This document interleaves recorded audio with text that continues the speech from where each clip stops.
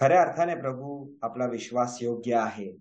आणि आज एक अंश आपण पाहणार आहोत, तो विश्वास योग्य कसा आहे. आणि आपण इब्री लोकास पत्र ह्याचा 10वा अध्याय आणि 9वं वचन वाचून सुरू करणार आहोत. इब्री लोकास पत्र ह्याचा 10वा अध्याय 9वा वचन. Hebrews chapter 10 verse 9. मग तो म्हणाला, हे देवा, पहा, मी तुझ्या इच्छेप्रमाणे करण्यास आलो आहे. ह्यात दुसरे स्थापण्यासाठी तो पहिले नाहीसे करतो. जो शेवटचा भाग आहे ते म्हणतं, ह्यात दुसरे स्थापण्यासाठी तो पहिले नाहीसे करतो. आपण हे दोन मुद्दे पाहणार आहोत. दुसरे काय आहे आणि पहिले काय आहे. तर पहिले काय आहे जे तो नाहीसे करतो ते पाहतो, ते पाहूया. म्हणजे आपल्याला दुसरे काय आहे त्याचं स्पष्टीकरण मिळेल. तर पहिले काय आहे ते ह्याच अध्यायाच्या पहिल्या वचनामध्ये आपण पाहतो आणि ह्याच अध्यायाच्या 8व्या अध्यायामध्ये वचनामध्ये पाहतो. पहिल्या वचनामध्ये असं लिहिलं आहे, तर मग ज्या पुढे होणाऱ्या चांगल्या गोष्टी आहेत त्यांची नियमशास्त्र छाया आहे, वास्तविक स्वरूप नाही. इथे थांबूया. इथे आपल्याला कळतं की जी पहिली गोष्ट आहे, दुसरी गोष्टीपासून सुरुवात आहे. पुढे होणाऱ्या चांगल्या गोष्टी ही दुसरी गोष्ट आहे. पण त्याच्यामध्ये ते सांगतो, परमेश्वराचं वचन आहे, नियमशास्त्र हे छाया आहे. पहिली गोष्ट काय आहे? नियमशास्त्र आहे. नियमशास्त्र एक अशी गोष्ट आहे जी जुन्या करारात होती आणि ते म्हणजे अर्पणे. 8व्या वचनामध्ये आपण वाचतो की 8व्या वचनामध्ये शेवटचा भाग माझ्या बायबलमध्ये कंसात लिहिला आहे. ते काय आहे? ती नियमशास्त्रेप्रमाणे अर्पण करण्यात येतात. म्हणजे अर्थात ही जी पहिली गोष्ट होती जी नाहीशी झाली ती नियमशास्त्र व अर्पणे होती. आपण लेव्या या पुस्तकात जर पाहिलं, लेव्या ह्याचा पहिला अध्यायापासून 5व्या अध्यायापर्यंत हे अर्पणे यांची यादी आहे, त्यांचे नियम आहेत. कोणती अर्पण कधी द्यावी आणि कसे द्यावे हे दिलं आहे. आपण पाहतो 5 प्रकारचे अर्पण तिथे दिले आहे. 5 टाइप्स ऑफ सॅक्रिफाईस और ऑफरिंग्स. कोणते कोणते आहेत? पहिला आहे होम अर्पण, ज्याला बर्न्ड ऑफरिंग म्हणतात. ते त्याच्याबद्दल आपण पाहतो लेव्या ह्याचा पहिल्या अध्यायामध्ये. त्याच्याबद्दल पूर्ण नियम दिला आहे, कसं करायचं आहे, काय करायचं आहे आणि कधी करायचं आहे. त्याचप्रमाणे दुसरे अर्पण जे आपण पाहतो ते लेव्या ह्याचा दुसऱ्या अध्यायामध्ये, ते म्हणजे अन्न अर्पण, त्याला ग्रेन ऑफरिंग असं म्हणतात. आणि मग तिसरं अर्पण आहे शांती अर्पण, म्हणजे पीस ऑफरिंग्स. ते अध्याय 3ऱ्या मध्ये आहे. लेव्या ह्याचा अध्याय 3रा. त्याच्यानंतर मग पाप अर्पण आहे, ज्याला सिन ऑफरिंग्स असं म्हणतात. 4थ्या अध्यायामध्ये त्याचं स्पष्टीकरण आहे. आणि शेवटचं जे अर्पण आहे ते आहे दोषार्पण, ज्याला ट्रेसपास ऑफरिंग्स असं म्हणतात. हे फक्त आपण समजून घेतलं पाहिजे. आपला मुद्दा तो नाहीये, पण आपल्याला हे समजणे गरजेचं आहे की असे 5 प्रकारचे अर्पण आहेत आणि 5 प्रकारचे अर्पण दरवर्षी नियमाने एका प्रकारे करायची होती आणि यहुदी लोक ते करत असे, नित्य करत असे. आणि ह्या गोष्टी, ह्या ज्या अर्पणे आहेत ते नाहीसे झाले. आपण आताच वाचलं इब्री लोकास पत्र 10वा अध्याय आणि 9व्या वचनामध्ये की पूर्वीचं नाहीसे झालं. ते नाहीसे का झालं? का असं होतं त्याच्यात की ते देवाने नाहीसे केलं? त्याचं उत्तर आपल्याला 5व्या वचन आणि 8व्या वचनामध्ये मिळतं. इब्री लोकास पत्राचं 10वा अध्याय 5व्या वचनामध्ये आपण वाचूया. म्हणून तो जगात येते वेळेस म्हणाला, यत्न व अन्न अर्पणे त्यांची तुला इच्छा नव्हती. इथे थांबूया. इथे आपल्याला दिसून येतं स्पष्ट की नाहीसे झाले ह्याचा कारण परमेश्वराचे ही इच्छा नव्हती. असं कसं? देवानेच नियम लागू केले, देवाने मोशेला नियम दिले, आणि मोशेने एवढे मोठमोठी पुस्तकं लिहिली आहेत अर्पणांविषयी, आणि ती देवाची इच्छा नव्हती. तसेच आपण 8व्या वचनामध्ये पाहतो, वर उल्लेखाप्रमाणे तो म्हणाला, यत्न, अन्न अर्पणे, होम व पापाबद्दलची अर्पणे ह्यांची इच्छा तुला नव्हती व त्यात तुला संतोष नव्हता. हे नाहीसे होण्याचा महत्वाचा मुद्दा आणि कारण ते म्हणजे एक तर परमेश्वराची इच्छा नव्हती, कारण त्याने तो संतोष होत नसे. ह्या अर्पणाने परमेश्वर संतुष्ट नव्हता. आणि तो का संतुष्ट नव्हता? देवाच्या असंतुष्टीचे कारण काय आहे? तर आपण त्याचे कारण ह्याच अध्यायामध्ये बघतो. म्हणजे हा अध्याय जो इब्री लोकास पत्र ज्याने लिहिला, काही लोक म्हणतात पौलाने लिहिला, काही म्हणतात बार्नबासने लिहिला, काहींचं असंही म्हणणं आहे की अक्विला आणि प्रिस्किल्लाने लिहिला किंवा अपोल्लोसने लिहिला असावा. आजपर्यंत इब्री लोकास पत्र हे कोणी लिहिलं आहे ह्याचा शोध लागला नाही. असं तर्क आहे, कारण बाकीचे पुस्तकांच्या जे पौलाने जे पत्र लिहिली त्या स्टाईलनी, त्या टाईपनी इब्री लोकास पत्र लिहिलं आहे. एक आढावा देऊ इच्छितो इथे. इब्री लोकास पत्र ह्याचे महत्वाचे 2 मुद्दे आहेत किंवा 2 भाग आहेत. सुरुवातीला तर ते इंट्रोडक्शन आहे, प्रस्तावना, आणि शेवट एक कन्क्लुजन आहे. पण त्यामध्ये 2 भाग महत्वाचे दिसून येतात इब्री लोकास पत्रामध्ये. ते पहिल्या अध्यायापासून 10व्या अध्यायाच्या 18व्या वचनामध्ये तो शिक्षण देतो. डॉक्ट्रिनल इन्स्ट्रक्शन्स असं म्हणतात. इब्री लोकास पत्र याचा पहिला भाग आहे डॉक्ट्रिनल इन्स्ट्रक्शन्स, पहिल्या अध्यायापासून 10व्या अध्यायाच्या 18व्या वचनापर्यंत. आणि त्यानंतर थेट 13व्या वचनापर्यंत तो प्रॅक्टिकल इन्स्ट्रक्शन्स देतो. बघा, डॉक्ट्रिनल इन्स्ट्रक्शन्स आणि प्रॅक्टिकल इन्स्ट्रक्शन्स. आणि आपल्याला हे शिकायला मिळतं की पौलाने सुद्धा जेव्हा लिहिलं तो पहिला डॉक्ट्रिनल इन्स्ट्रक्शन्स द्यायचा आणि मग प्रॅक्टिकल ऍस्पेक्ट्स म्हणायचा. ह्याच्यावरून आपल्याला कळतं की फक्त शिक्षण हे पुरेसे नाही. फक्त मला ज्ञान आहे, मला नियमशास्त्र पूर्ण माहिती आहे, परमेश्वराचं वचन सगळं माहिती आहे, तंतोतंत माहिती आहे, आणि त्याचं कुठे काय लिहिलं आहे संदर्भ सहित मला त्याची वचन पाठ आहेत, चांगली गोष्ट आहे, प्रेज गॉड.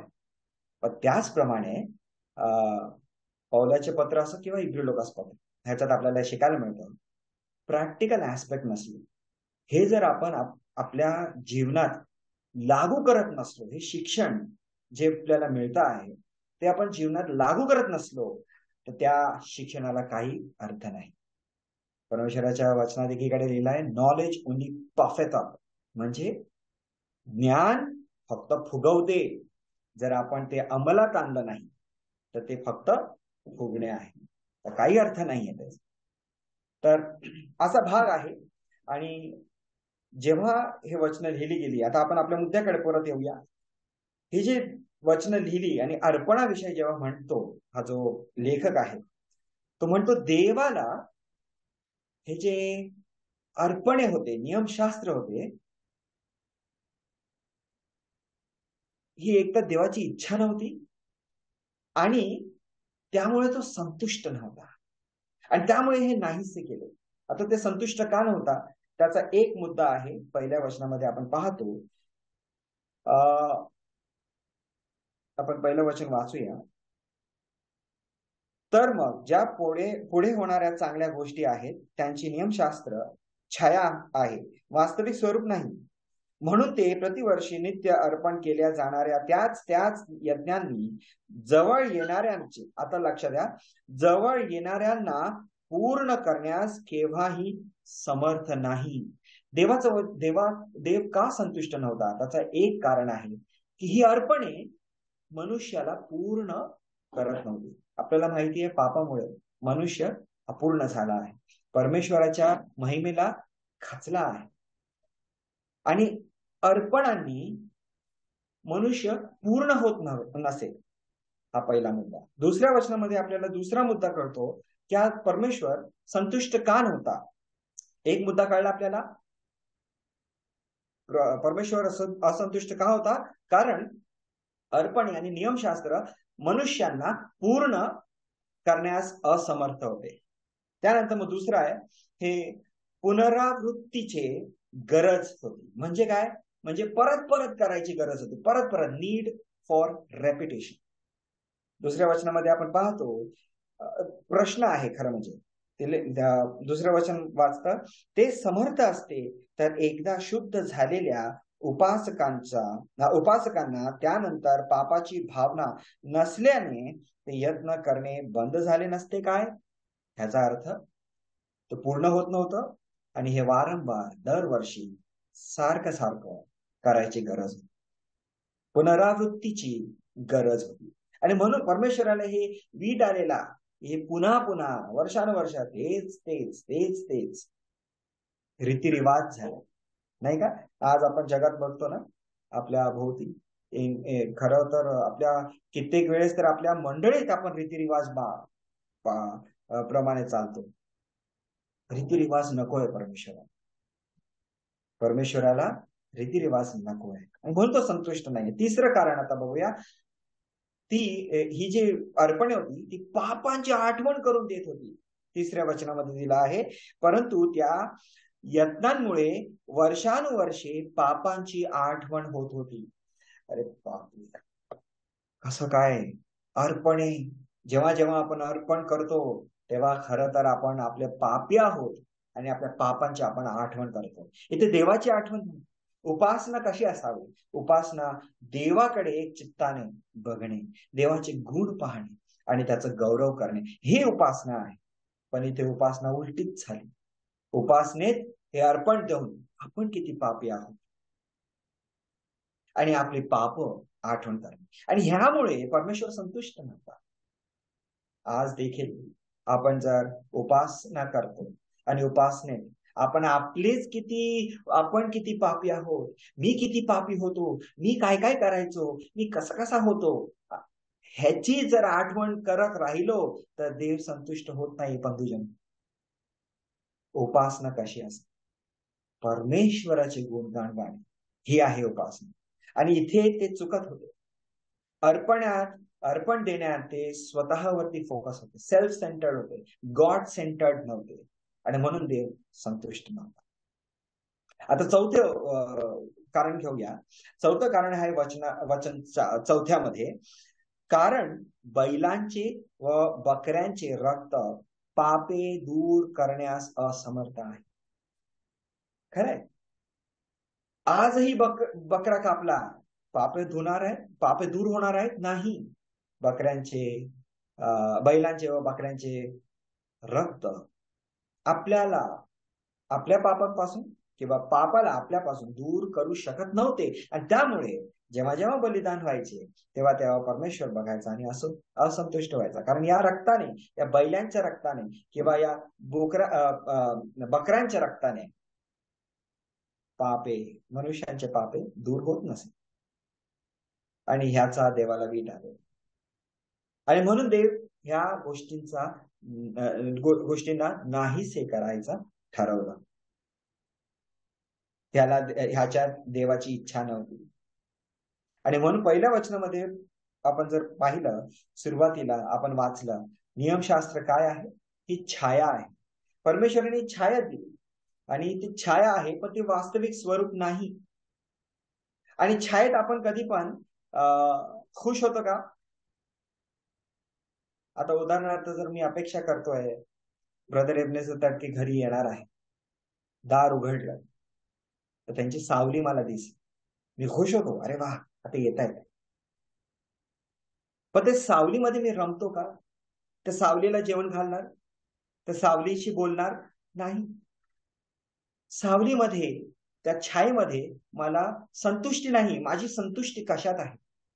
माझी संतुष्टी ब्रदर जेव्हा घरी येतील त्यांना मी पाहीन, आणि जेव्हा मी त्यांना पाहीन तेव्हा माझी संतुष्टी होईल की हा, एबनेझर ब्रदर माझ्या घरी आले. आणि जेव्हा ब्रदर घरी येतात, जेव्हा त्यांना मी हातात हात मिळवतो किंवा लिंगन देतो, आणि जेव्हा मी त्यांना भेटतो, तेव्हा माझ्या दृष्टीने सावली काय असते? आपण सावलीकडेच बघतो का? जर आपल्या घरी कोणी पाहुणे आले, आपण सावलीकडेच बघत राहतो का त्यांच्या? आपण त्यांना पाहतो. सावली ही इररेलिव्हेंट असते, है ना, वास्तविक स्वरूप नाही.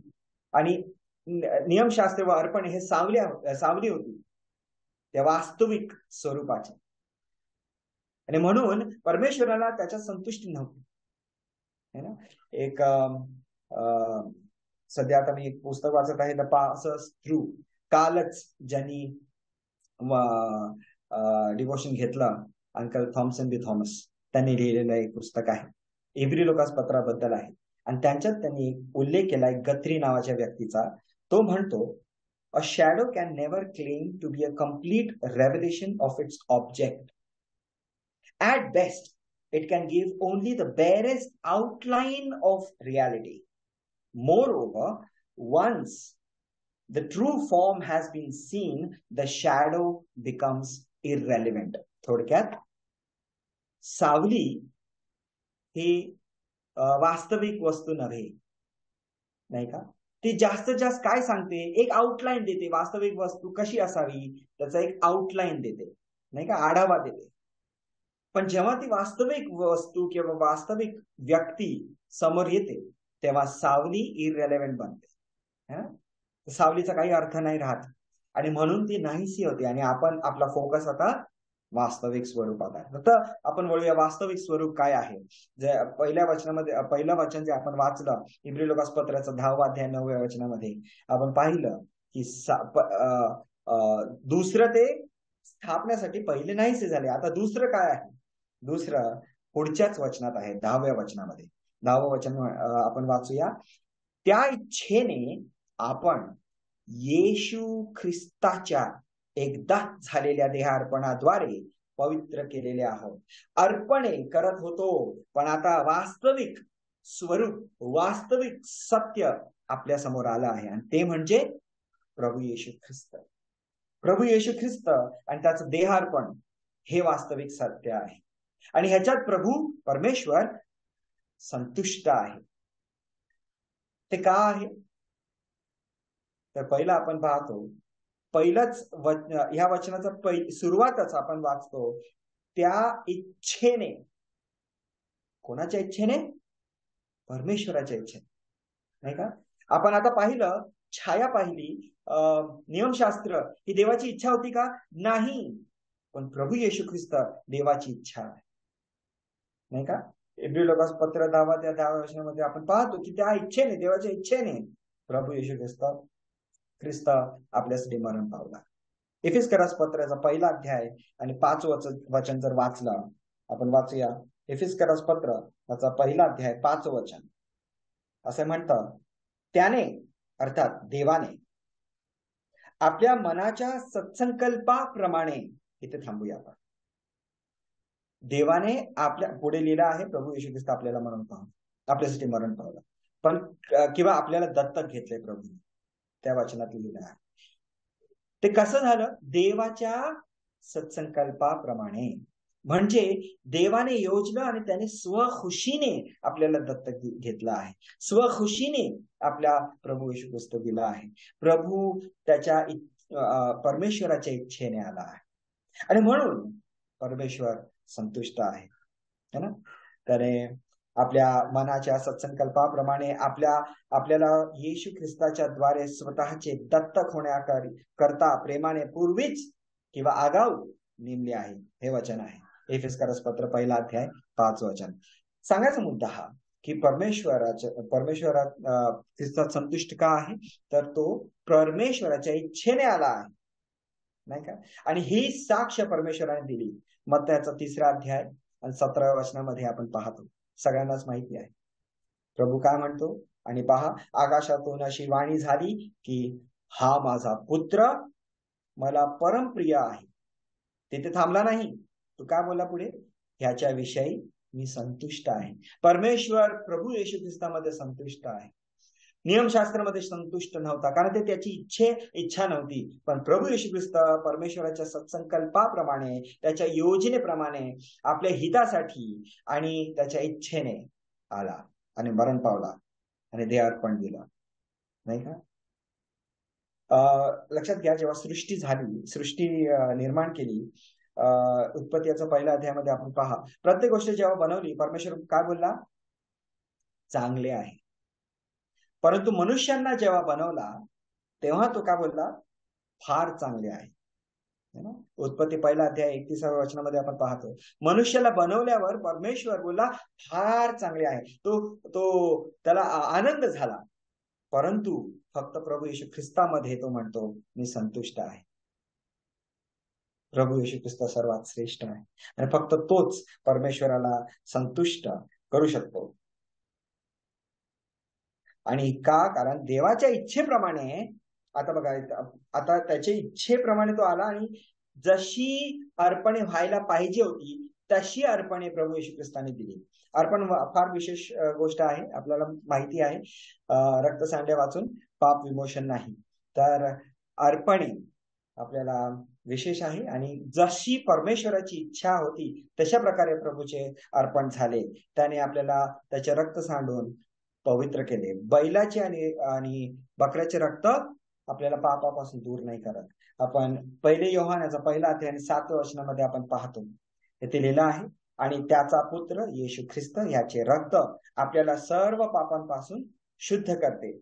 आता प्रभू येशू ख्रिस्ताचेच रक्त आपल्याला पापांपासून शुद्ध करते आणि त्यामुळे पुनरावृत्तीची गरज नाही, परत परत करायची गरज नाही. आपण इब्री लोकास 10व्या अध्यायाच्या 10व्या वचनामध्ये वाचलं, एकदाच प्रभू येशू ख्रिस्ताने एकदाच आपलं रक्त सांडलं आणि त्याचं शरीरात मरणे फार गरजेचं होतं, नाही का? आणि म्हणून, कारण रक्त शरीरातून येते, आणि म्हणून प्रभू येशू ख्रिस्ताने आपला देह अर्पण केला.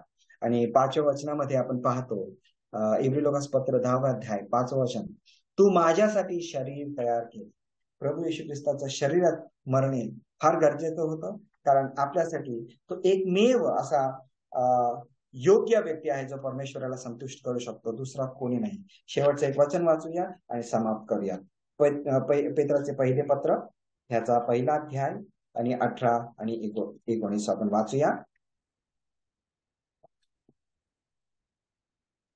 कारण वाडवडिलांच्या परंपरेने चालत असलेल्या तुमच्या निरर्थक वागणुकीपासून सोने व रुपे अशा नाशवंत वस्तूंनी नव्हे, तर निष्कलंक व निर्दोष कोकळा असा जो ख्रिस्त त्याच्या मूल्यवान रक्ताने तुम्ही मुक्त झाला आहात. देवाची स्तुती असो. आज आपल्याला एक मुद्दा आहे की आपण निरर्थक आणि नियमशास्त्र जे नाहीसे आहेत, छायेत नाही, तर आपण आज वास्तविक गोष्ट आपल्याकडे आहे आणि वास्तविक स्वरूप आणि वास्तविक सत्य म्हणजे प्रभू येशू ख्रिस्त, जो एकमेव आहे ज्याने परमेश्वराला संतुष्ट केला आहे, आणि त्याच्याद्वारेच आपण परमेश्वराच्या सानिध्यात जाऊ शकतो. परमेश्वराची स्तुती असो. पुन्हा एकदा धन्यवाद करत सर्वांना सलाम.